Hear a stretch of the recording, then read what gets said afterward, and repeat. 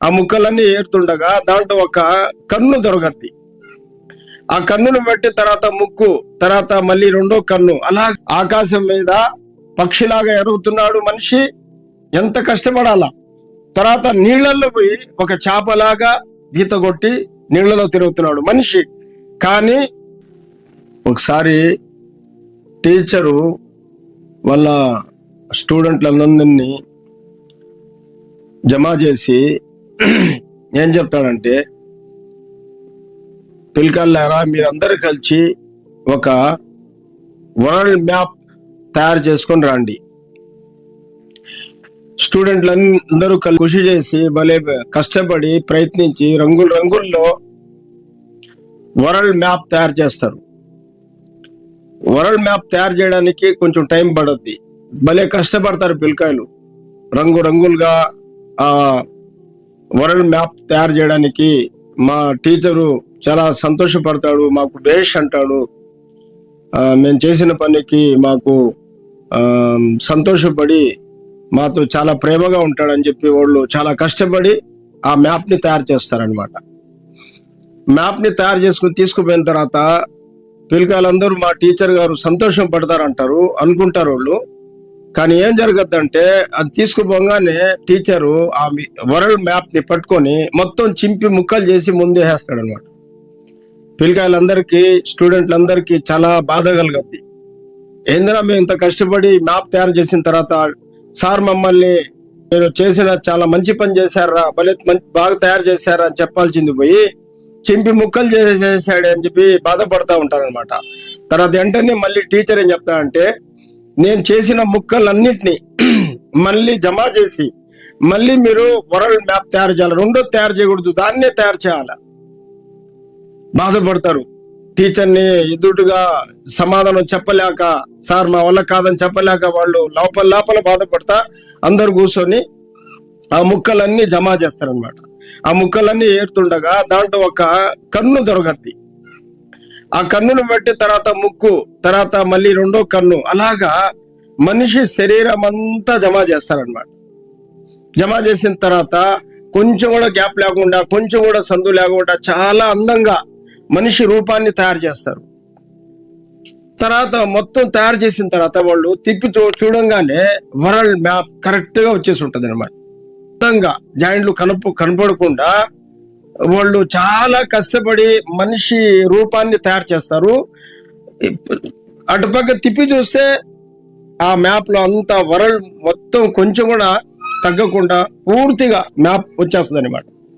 సరే తీసుకుపోయి టీచర్ని చూపించగానే అప్పుడు టీచర్ గారు చెప్తారనమాట, బాబులారా మీకు అందరికి నేను ఈ వరల్డ్ మ్యాప్ తయారు చేసుకొచ్చిన తర్వాత చింపి కిందేసేసి మళ్ళీ వాటిలన్నిటిని జమ చేసి నేను మళ్ళీ దాన్నే మీరు వరల్డ్ మ్యాప్ తయారు చేయాలా అని చెప్పింది ఎందుకోసం అంటే, నేను ఇటు పక్క చూశాను, ఈ పక్క మనిషి ఒక బొమ్మ ఉన్నది.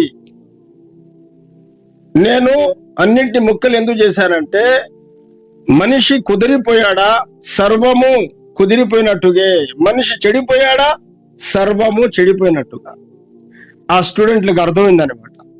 కాబట్టి అల్లాహ్ సుబ్హానహు తఆలా ఖురాన్ గ్రంథంలో ఇలా చెప్తున్నాడు అనమాట, ఆ మనిషి ఎవరైతే అతని జీవితాన్ని చక్కదిద్దుకుంటాడో, అతని జీవితాన్ని బాగా పరుచుకుంటాడో, అతని జీవితాన్ని బాగా చేసుకుంటాడో, ఈ రోజు మాకేంది ప్రపంచంలో ఊళ్ళు శుద్ధం చేయడము, ఈదులు తయారు చేయడము, అంగళ్ళు బాగా పెట్టడము, వస్తువుల్ని తయారు చేయడం, ఇదంతా మాలో వచ్చేసింది.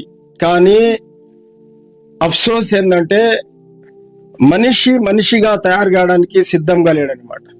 ఒక మనిషి కష్టపడి చాలా ప్రయత్నించి కష్టపడి ఇలాంటి వస్తువుల్ని తయారు చేశాడంటే, ఆకాశం మీద పక్షి కాదు కానీ పక్షిలాగా ఎగరే సామాన్ని తయారు చేసుకొని పక్షిలాగా ఎగరుతున్నాడు.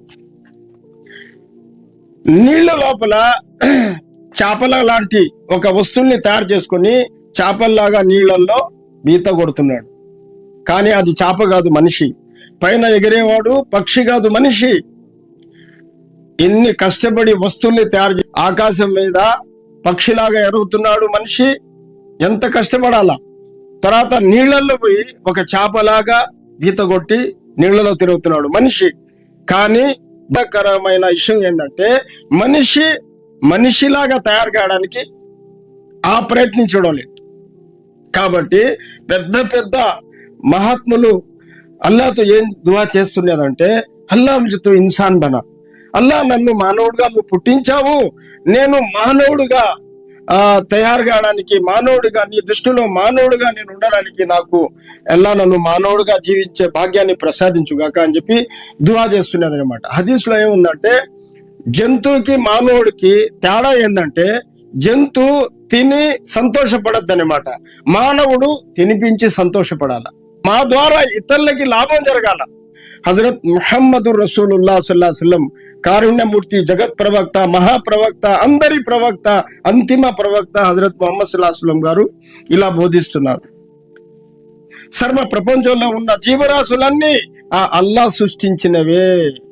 ఈ అన్ని జీవరాశుల్లో గొప్పవాడు, మహాత్ముడు, మహనీయుడు, మహానుభావుడు ఎవరంటే, ఆ జీవరాశులకి ఆ మానవుడి ద్వారా లాభం కలగాలి. ఆ ద్వారా ఇతరులకి మేము లాభం చేయలేకపోయినా నష్టముడు చేయకూడదు.